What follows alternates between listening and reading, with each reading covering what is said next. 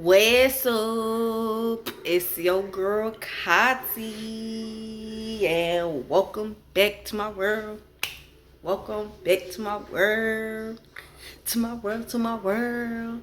And in today's video, we finna be doing cleaning, cleaning, cleaning, cleaning. So with that being said, let's get it.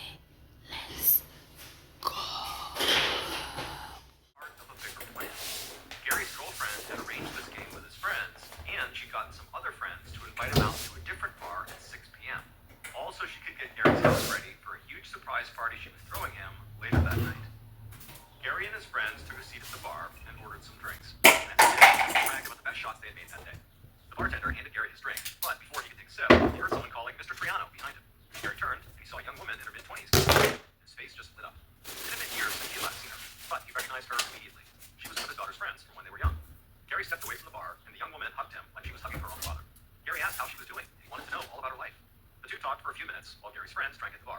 They were all very used to hearing somebody call out Gary's name, no matter where they went, because it seemed like everybody in Tucson knew. And in truth, Gary was well known. He was a real estate investor, building casinos, and he run businesses in a bunch of different industries. And before he got divorced from his second wife, a socialite named Pamela Phillips, he ran in the same circles as celebrities and well-known politicians.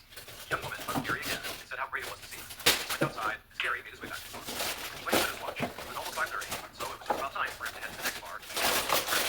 So he got his drink, then reached into his pocket, pulled out several bills, and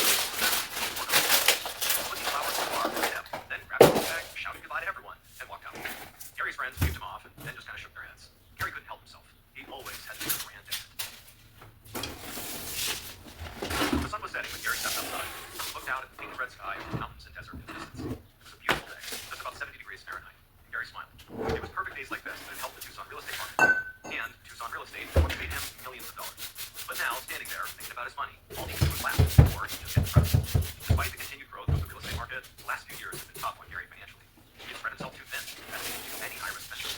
Some of the deals he'd made had been hidden in his car without him noticing until Gary smiled, reached down, and grabbed the box.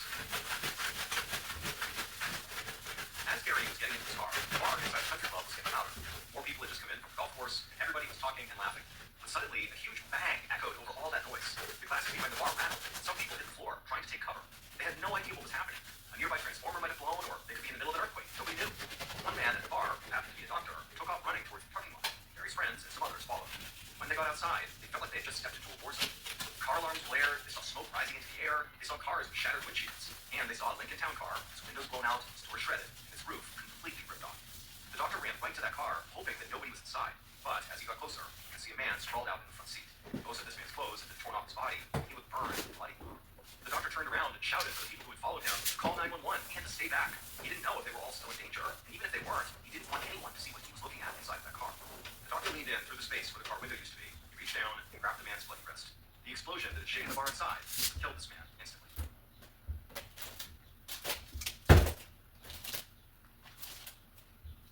Detective James Gamber of the Pima County Sheriff's Department was clearing the dinner table and putting dishes in the sink at his house when his phone rang.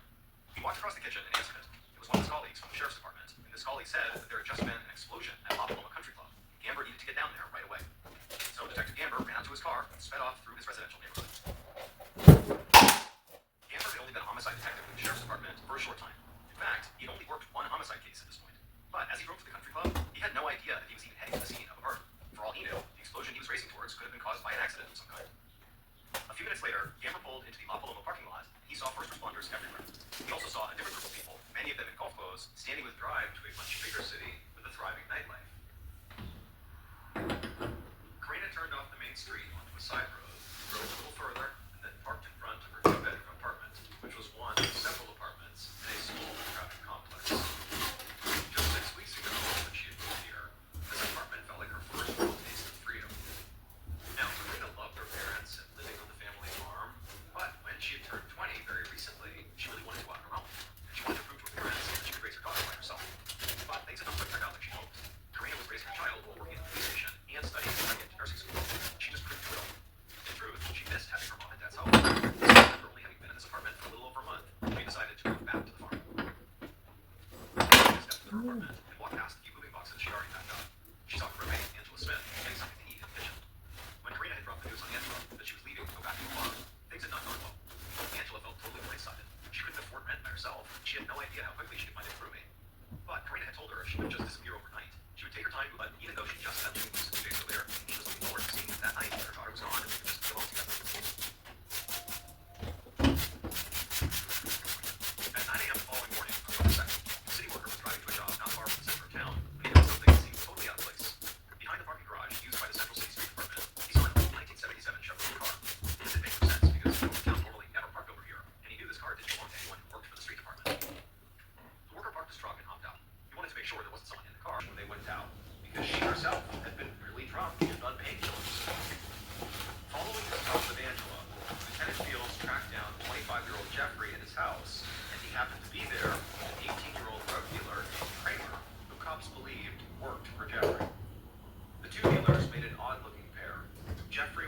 tall, massive guy who had no problem physically intimidating people, while Kramer was skinny and barely stood 5 feet tall.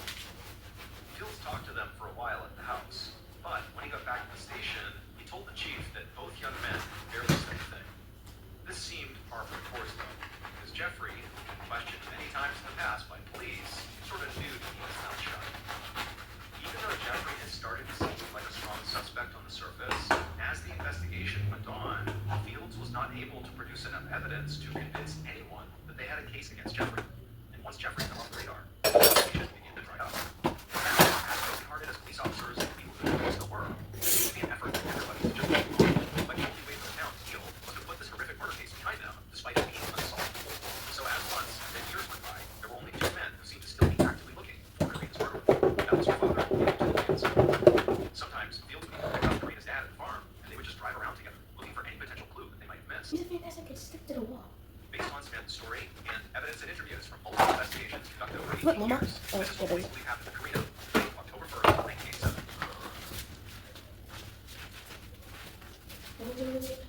On that night, 16-year-old Amanda Robinson was walking down the middle of the street in Capital City, Kentucky, towards her house when she heard a car behind her. Samantha turned and saw headlights rapidly approaching, so she hopped up onto the sidewalk to get out of the way. Suddenly, the car came to a screeching halt right alongside her. The driver's door and the front passenger door flew open, and 2 men came out and rushed towards her. Bro, come The on. driver grabbed Samantha and she kicked and screamed, but there was no Go way on she this could side, get we trying to see, bro. The passenger opened up one of the back doors, and the driver shoved Samantha into the back seat and then slammed the door shut behind her. Samantha looked next to her, and there was the group's leader, sitting in the back seat, smiling at her. The car lurched forward, and a few minutes later, it pulled up to Karina's apartment. The back door of the car opened, and the driver and passenger grabbed Samantha, and he walked out of the room.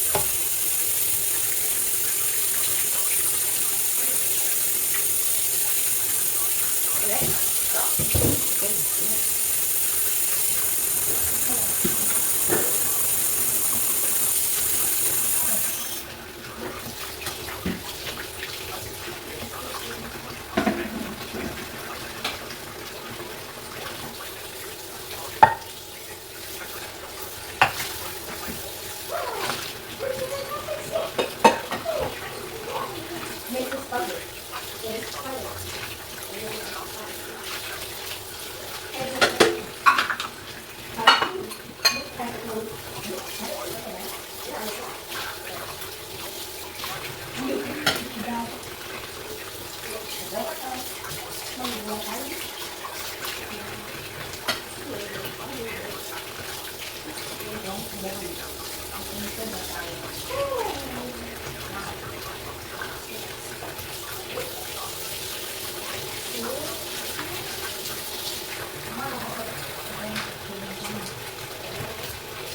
Yo, what is this matter?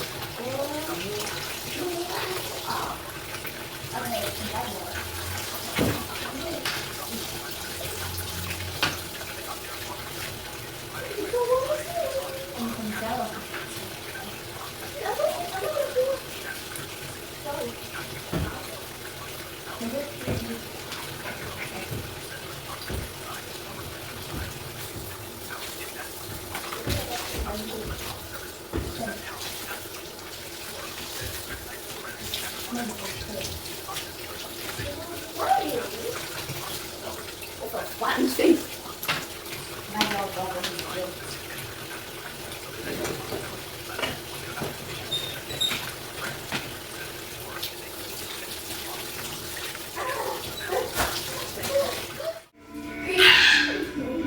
Oh! LG trick shot!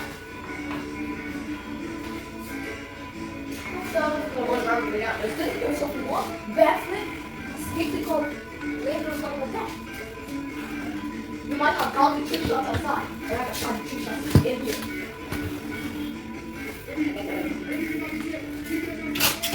That guy! I'm not moving!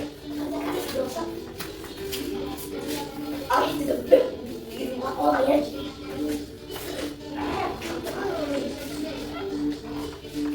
Thank you.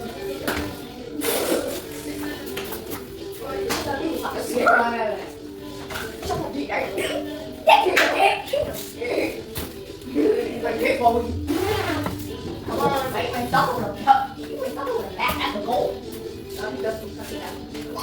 Have you seen him? Not his bat.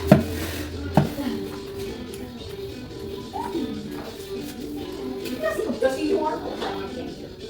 With a mirror at it.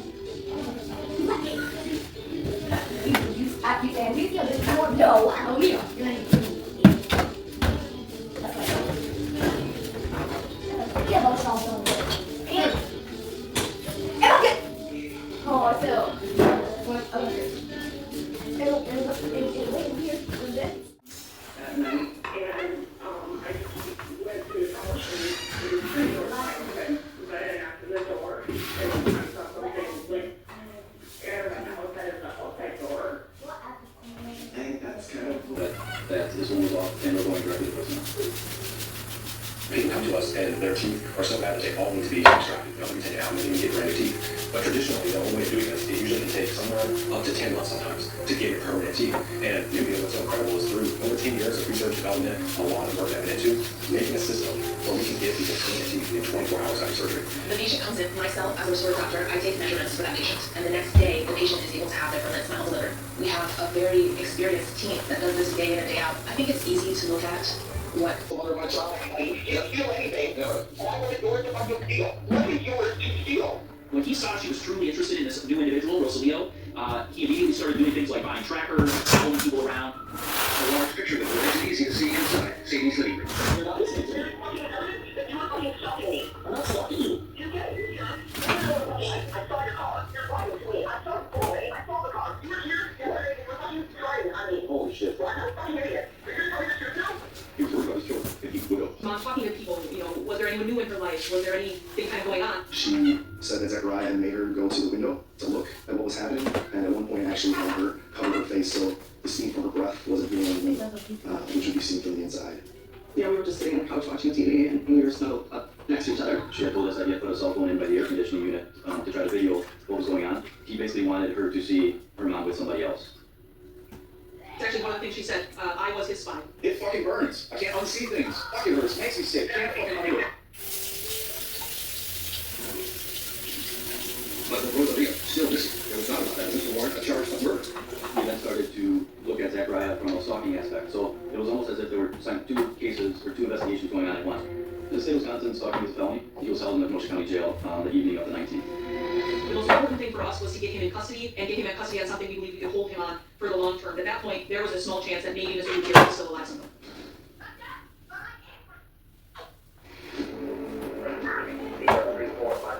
I've never seen more police effort to find a missing individual. The Anderson family had a tree farm that was located in Sheboygan County.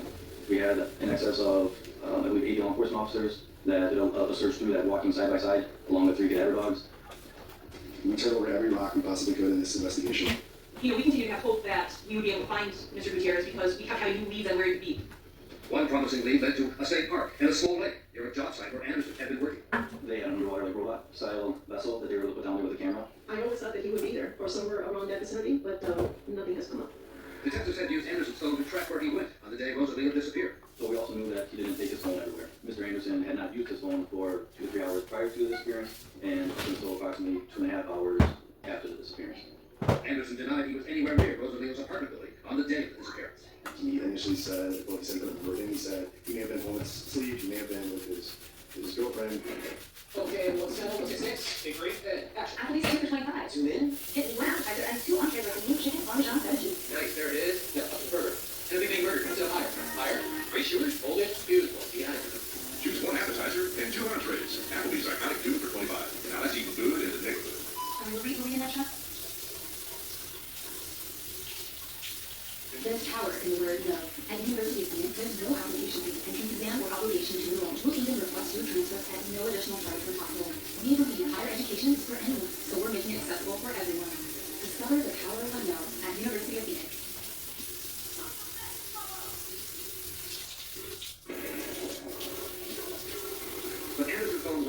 went to a local Walmart, and police got the surveillance video. There were rubber gloves that were purchased. There were bleach wipes that were purchased. There was garbage bags that were purchased. Things that, from our perspective, were certainly consistent with the person disposing of the body. Detectives now had more than enough probable cause for an intensive search of Anderson's home. It was approximately a 4-acre property in the Mecklenburg, Wisconsin area. Ultimately, what they were able to find there was incredibly crucial. There's this smoldering fire going on in the front yard of the house. All kinds of red flags going on with our finding there. And inside the house, a huge amount of cash. It was in a Wells Fargo bag. It was about $47,000 and some change, and it was all in 20s. He knew he was a drug dealer. He was pending a sentencing on a delivery of or transporting marijuana charge out of South Dakota, and he knew that he was likely headed to prison here shortly. I think he did not wish to have another man in his kid's life for however long he was going to be gone. He ended up coming up with the theory that that would have been his money to run with if he would have known that the police were looking for him. And Anderson's computer revealed even more. He was keeping track of Rosalio Gutierrez. He had an extensive file on Rosalio Gutierrez, including a number of pictures of Rosalio with his young children. He had texted a number of times things that I consider abusive and threatening regarding Rosalio Gutierrez. I'm mopping the floor down, y'all.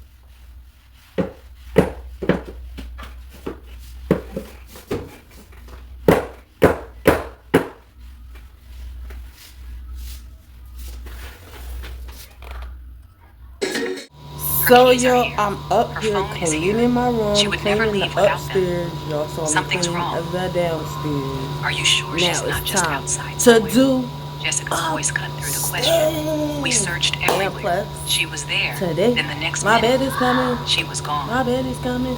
My bed is coming. My bed is coming. So This is the it has to story be of done. Tiffany Johnson, a So young we supposed woman to get who it walked done. into the night So let's and get never it returned. and let's go. Had not long before returned to And their apartment from what work. I mean by bed is She my and mattress. Jessica Not weren't just the frame roommates. or nothing They like were that. co-workers. We gonna get there. They were We gonna get friends. there. It But was approaching yes, 9 my p.m. mattress is coming. The city was Let's settling in. get rid of this Parents were putting kids to deflated bed. The streets were growing ass still. air But bed. inside Tiffany's apartment, things were still Like, in it motion. decided to The smell of dinner hung in the a air. couple days ago. Tiffany had changed Ever into a since white then, camisole we and her been usual freaking black just ankle putting socks, air in it comfort every clothes, day. the kind she wore when she planned to Anytime I stay get in. deflated to a certain point, She was in put good more air in spirits, it. excited for the night Yeah. ahead. She was preparing dinner for her second date with someone new, Russell. By all accounts, he was kind, attentive, respectful. For the first time in a long while, Tiffany seemed genuinely hopeful about what could come next. Russell was expected to arrive soon. Tiffany moved through the kitchen she shared with her twin brother Asher and his girlfriend Jessica, chopping vegetables, exchanging laughs, and chatting as dinner came together. Then, a knock at the door. Tiffany glanced at the time. Russell? Already? She wasn't expecting him so soon, but the thought sparked a smile as she walked over to answer it. Only, it wasn't him. Standing there was someone she hadn't planned to see at all. Chris, her ex. The one she'd recently stopped seeing, barely 2 months earlier.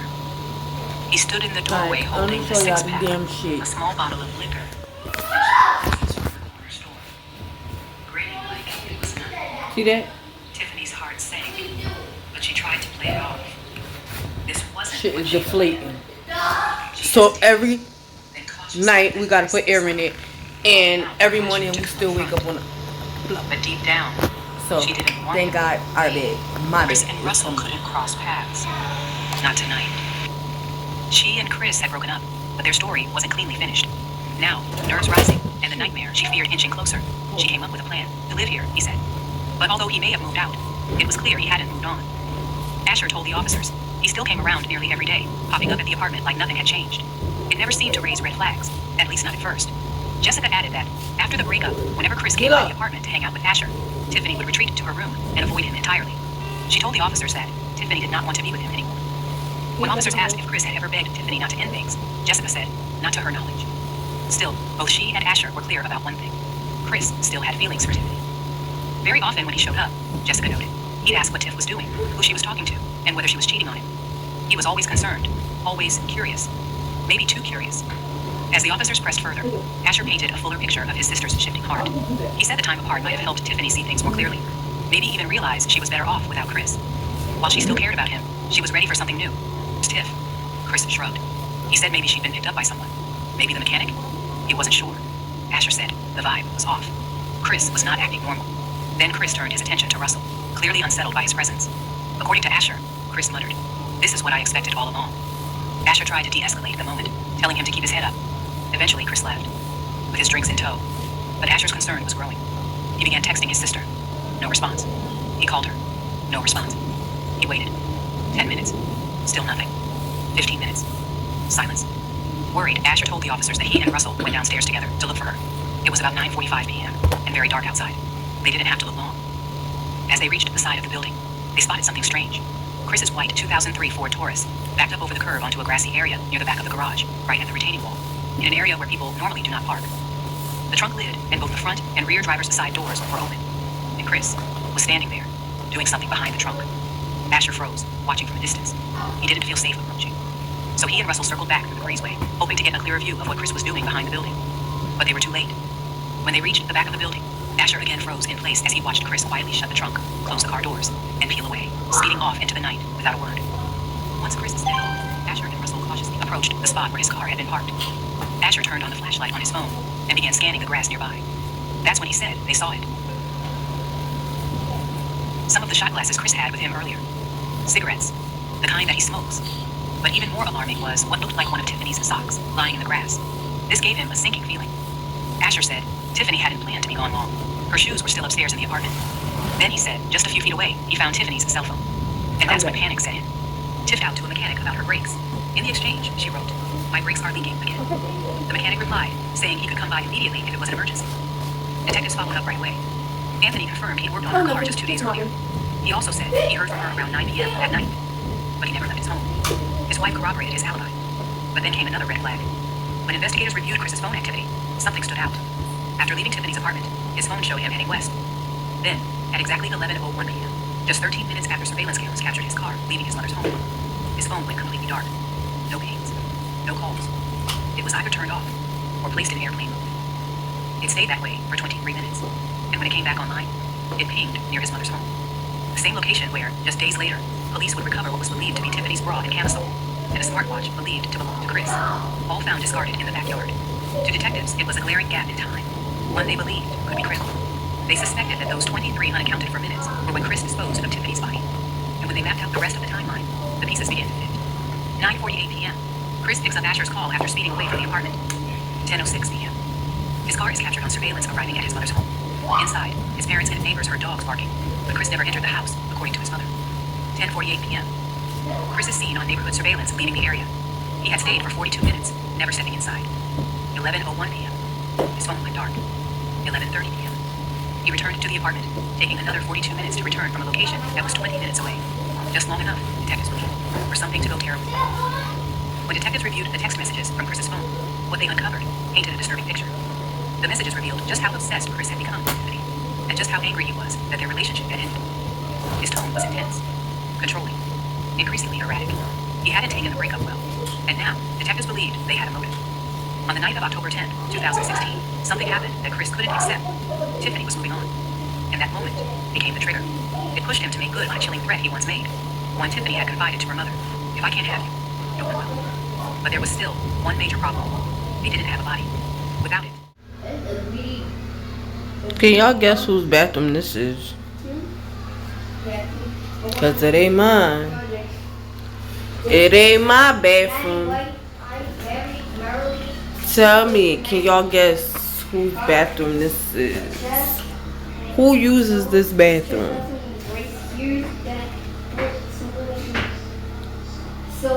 Comment in the comment section. We about to clean this bad boy. Comment section, whose bathroom y'all think this is? Cause y'all know for sure it ain't mine. Cause my bathroom stay clean. But we about to clean this one. And hopefully the people who uses it keep it that way.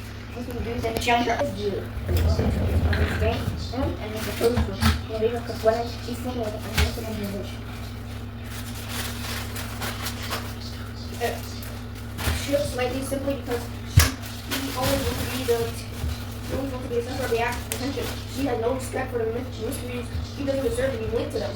She gave me a nasty look. Oh, Aunt Maggie rubbed her nose, and he inside really. I thought it would be something like that. Of course, she's just sucking her sherbet. Very lovely. The bigger sweet. Then where? Trying to think myself, I dragged my leg over the edge of the bed like just in case things happened to come back with a warrant to search the house or something. Maybe I better go and shower.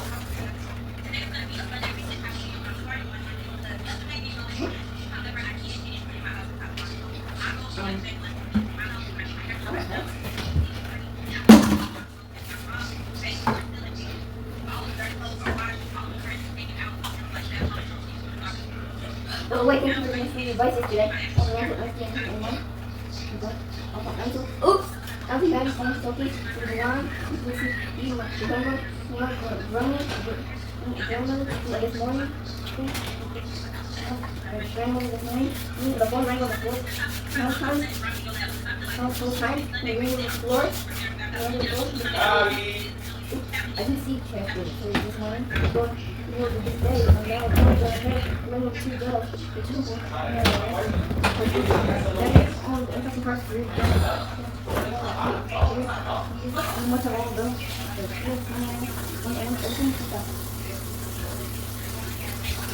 It's going to happen the way it had happened. The way it happened. On the other side, we mustn't take the risk. Affecting anyone with flu virus, or what does that mean, or what does it mean? Henry shook his head. Let's just skip that bit, okay? But even the essay by Mr. Certain, Dr. Evans, Goddard, or journalist, I said it didn't coincidence earlier, studying German, time travelers of visiting me, throwing stuff that makes some of the rhymes with kryptonite, possible as the folks may wrong with the clock, Jade, lounge, or whatever. No, let's try and keep them listening. Okay. No, much more mysterious laughing. I couldn't keep laughing. You know. Huh? Look at the clothes, the thing of clothes that's in my room. Look for a blue rag. Blue rag.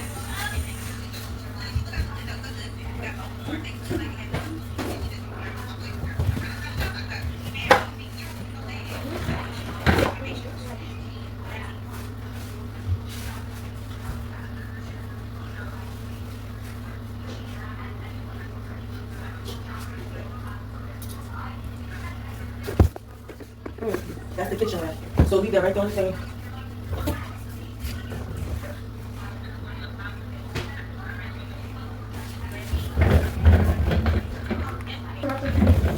I want to know the child back in time. Dragon said, why are you arrested?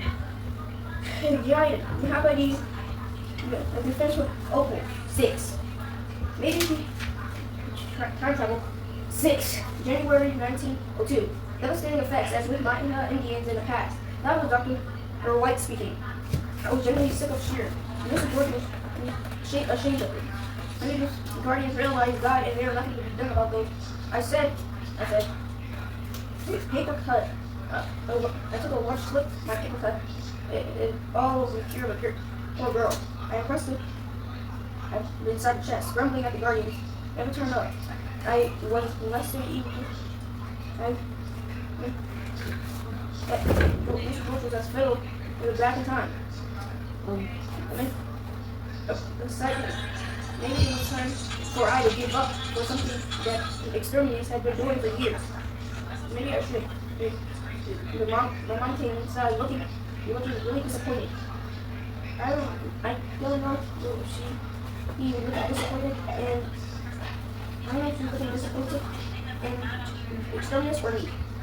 Maybe because I never could have said.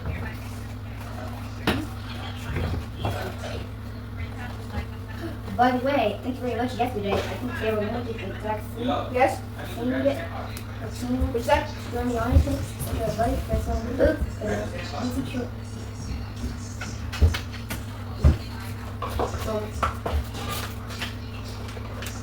And but I like to follow the rhythm. You have a perfect song that makes that real. Oh yeah, I'm here. Going on this thing. We can still smell the club all the time. You know what I say? They're going to like that always been in my head. Correct you.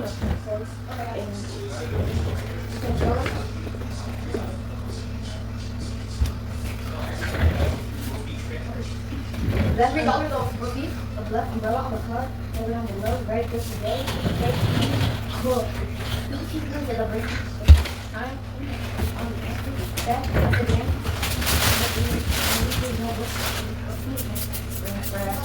Okay. I said it was quite time. I forgot about the time. But so that your friends are on the side of time, same time. And then we'll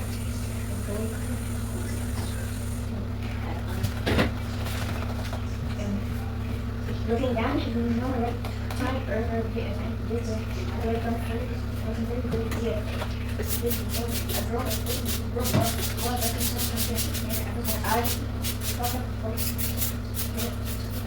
what are you talking about?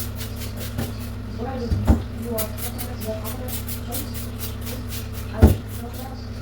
I continually convert as a written, recent, not written. I got the second smile. Try to show all the posts to this reading of the book on the record. But I don't know if I'm over. I don't know if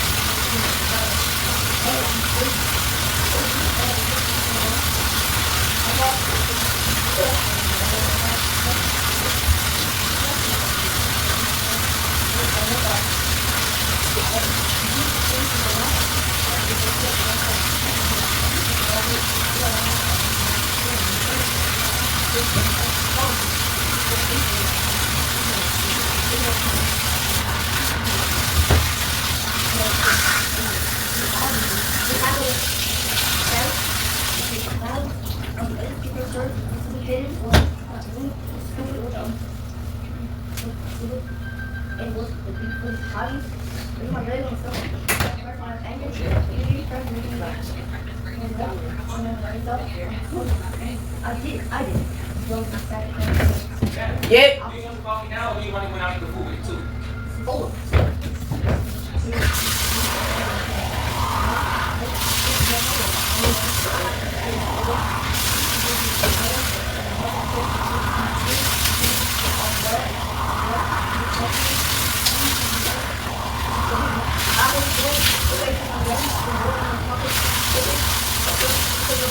I think I had it to my cinema.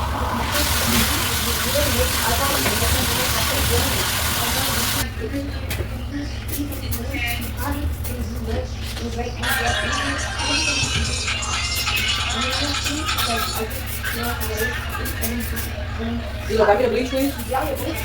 Lovely. The upper one's smoky.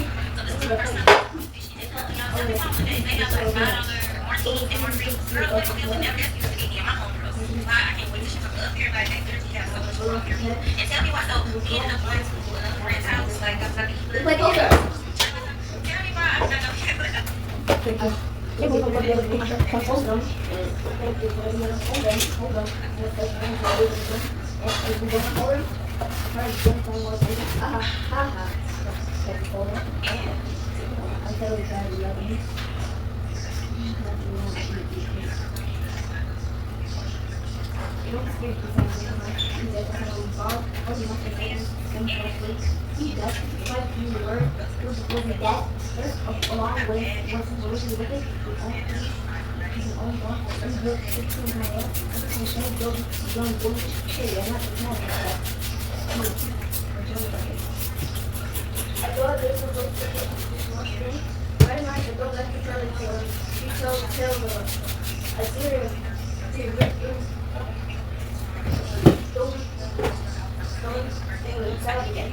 Really extremely leaders like myself. Just began to play poker, first out of the product, and sheer different on that and Nick was enjoying it.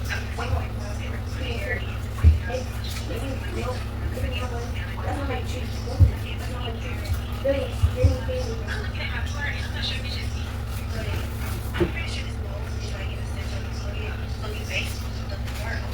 Building where you're paying rent, the game has Students across Pennsylvania receive an education that fits their style at Agora Cyber Charter School. We offer high-quality public school at home. For students.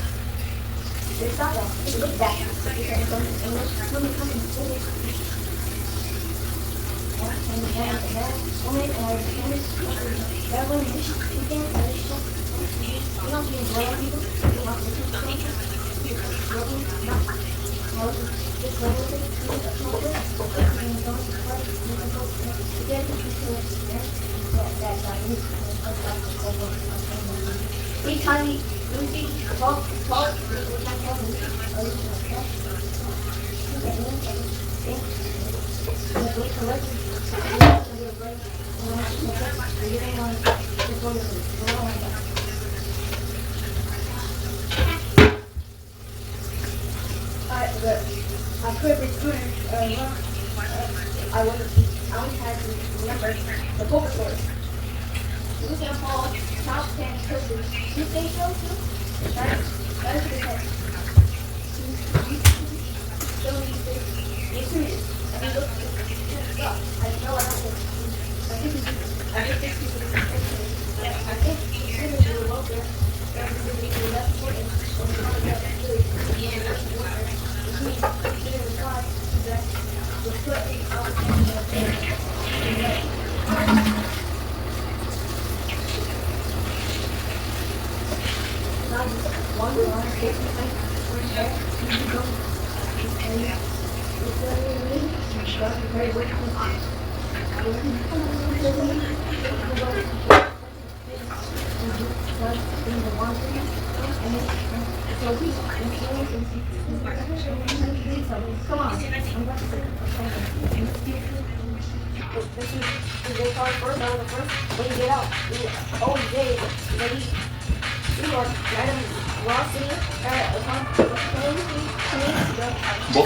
As I was sitting there editing this video, I realized that I never closed out.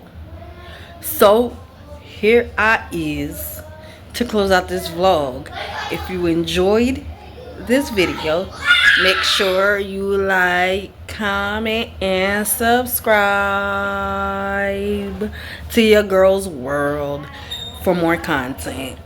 And I'ma see y'all in my next one. Deuces.